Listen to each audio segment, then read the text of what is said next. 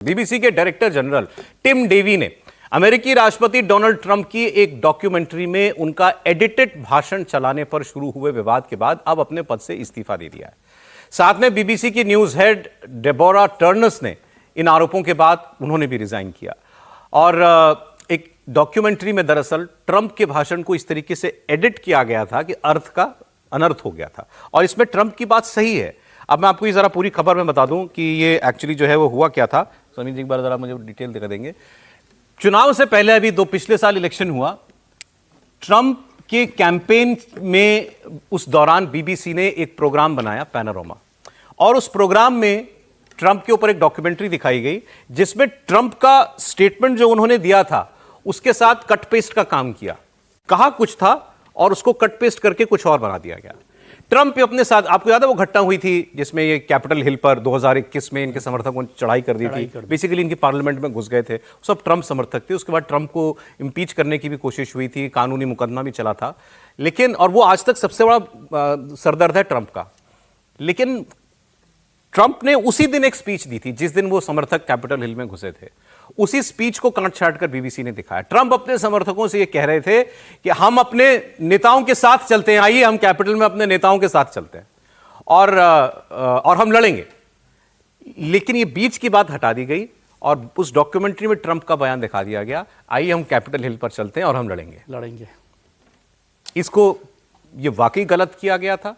BBC ने इसके लिए माफी भी मांगी है, उनके टॉप 2 लोगों ने इस्तीफा भी दे दिया है, और ट्रंप आरोप लगा रहे हैं कि ये सीधा सीधा हमारा मित्र देश, और कहते हैं कि हमारा सबसे बड़ा मित्र देश यूके, उसकी सरकारी मीडिया ने, बीबीसी सरकारी मीडिया है इंग्लैंड का, उसके सरकारी मीडिया ने अमेरिका के चुनाव में हस्तक्षेप किया, अमेरिका के चुनाव को झूठे बयान पर, फेक डॉक्यूमेंट्री पर प्रभावित करने की कोशिश की।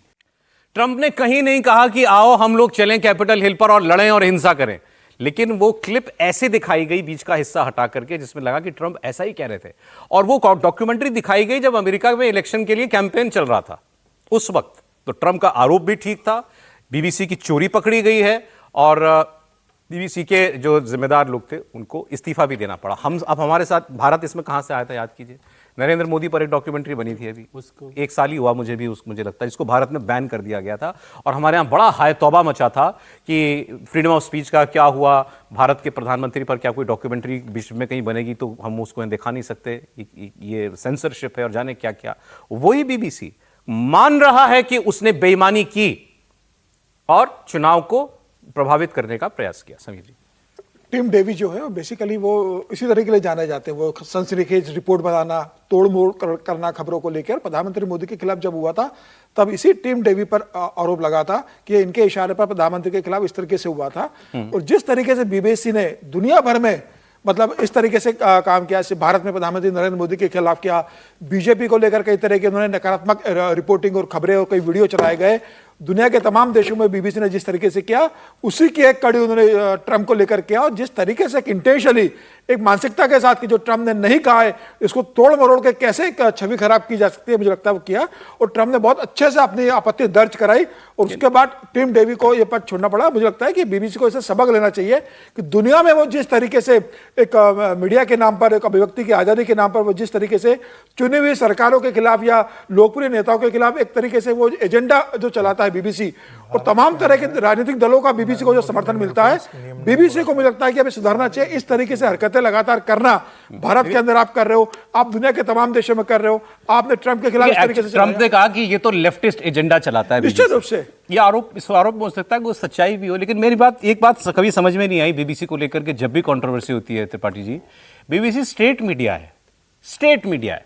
अमेरिका, यूके के अंदर तो बोरिस जॉनसन भी जैसा आदमी भी प्रधानमंत्री रहा है और टोनी ब्लेयर जैसा भी बिल्कुल विपरीत। एक जैसे हमारे यहाँ कांग्रेस और बीजेपी के लिए, उनके यहाँ हर दोनों तरफ की सरकारें बनती हैं। स्टेट मीडिया जो है वो ऐसा इतना सो कॉल्ड लिबरल अलाइंड कैसे हो सकता है? नहीं, पहली बात तो लिबरल जैसा कुछ होता नहीं, उनसे कट्टर कुछ नहीं जिनको हम आप लिबरल कहते हैं, और वो इसको एंजॉय करते हैं। वो कहते हैं बड़ा अच्छा है, देखो हमको लिबरल कह के कुछ भी कह रहा है, तो आप उनको पहले ही एक सर्टिफिकेट दे देते हैं। बीबीसी कैसे बना और उसका काम क्या था ये समझना पड़ेगा। जब जिसको कहते हैं ना कि बंदूक के दम पर, ट्रेड के दम पर दुनिया में शासन करने की कुवत खत्म हो गई यूके की, तो उसने इस टूल का इस्तेमाल किया। और इसमें तो कोई कहने में गुरेज नहीं, संकोच नहीं है कि ये जो मॉडर्न टेक्नोलॉजी है उसमें यूके, यूरोप और जो वेस्ट वर्ल्ड जिसको हम कहते हैं वो बहुत आगे थे, उन्होंने उसका लाभ लिया। और अगर आप ध्यान से देखेंगे तो बीबीसी के जितने भी चैनल और जितनी सर्विसेज शुरू हुई हैं वो वहीं शुरू हुई हैं जहां बीबीसी को अपना प्रभाव बनाना था। और बड़ा विचित्र है ये, लेकिन कमाल की बात यह कि हम अंग्रेजों से आजाद हो गए और अंग्रेजी मीडिया के आधार पर हम कहते हैं कि हम बीबीसी स्टाइल ऑफ जर्नलिज्म क्यों नहीं करते हैं। मतलब ये हम समझाते वैसे हैं, वहां से उन्होंने अपने पांव समेटने शुरू कर दिए जहां जहां उनको लगा कि अब एजेंडा उनका चलता नहीं।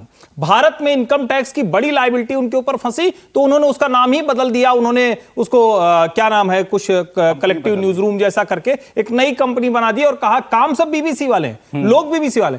बीबीसी ओवरऑल यूनाइटेड किंगडम का एक डीप स्टेट है, उसको आप इस तरह से समझेंगे तब ज्यादा बेहतर तरीके से समझ में आएगा। जितने कॉन्फ्लिक्ट जोन थे वहां जो उनकी डॉक्यूमेंट्रीज बनी है उसकी पूरी लिस्ट है, अगर वो निकालेंगे तो हर जगह वो यूनाइटेड किंगडम जिस तरफ जाना रहता है उसके पक्ष के लिहाज से वो तैयार करता है और उस देश को गलत छवि के साथ दिखाता है। बीबीसी को ऐसे देखेंगे तब समझ में आएगा वो मीडिया हाउस नहीं है, वो यूनाइटेड किंगडम का स्टेट। ट्रंप वैसे बहुत जोर जबरदस्ती सबके साथ करते हैं, लेकिन अगर ये जोर जबरदस्ती से भी अच्छा हुआ है तो अच्छा है कि किसी का एजेंडा एक्सपोज हुआ।